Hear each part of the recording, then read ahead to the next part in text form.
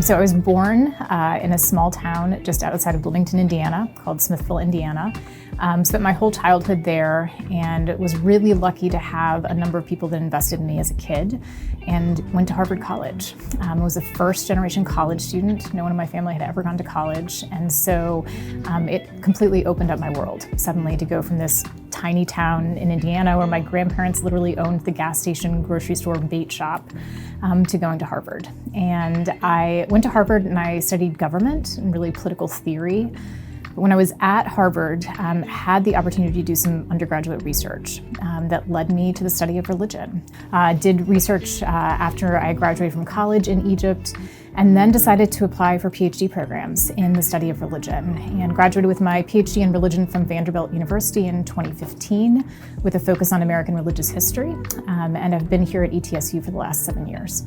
So when I was working on my PhD at Vanderbilt, my part-time job was working with Vanderbilt Programs for Talented Youth, which is a K-12 gifted education program, and really had the opportunity to work with students of really exceptional abilities.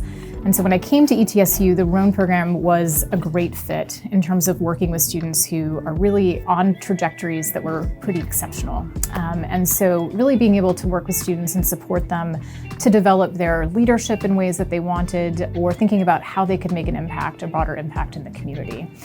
So I feel really lucky to have worked with over 50 Roan Scholars in my time here, all of whom have different passions and interests, and really encouraging them to think about how do we make an impact in the world?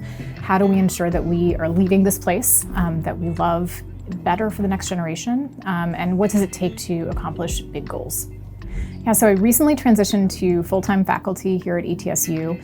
Since I first came to ETSU 7 years ago, I've been teaching as an adjunct for philosophy and humanities and history, and this was really an opportunity to me to fully make the transition to faculty. And so I'll be teaching classes in religion across 3 departments: history, philosophy and humanities, and Appalachian studies, and really getting to dive back into my research, which focuses primarily on American religious history and sacred space, concepts of sacred space, how people experience the world and understand it to relate to divine understandings, a focus on pilgrimage, and particularly pilgrimage to the Holy Land. I mean, my greatest hope is to inspire students that walk into my classroom with a sense of wonder about the world, understanding that the world is much bigger than we perceive it to be, and that it is so worth going out there and experiencing it.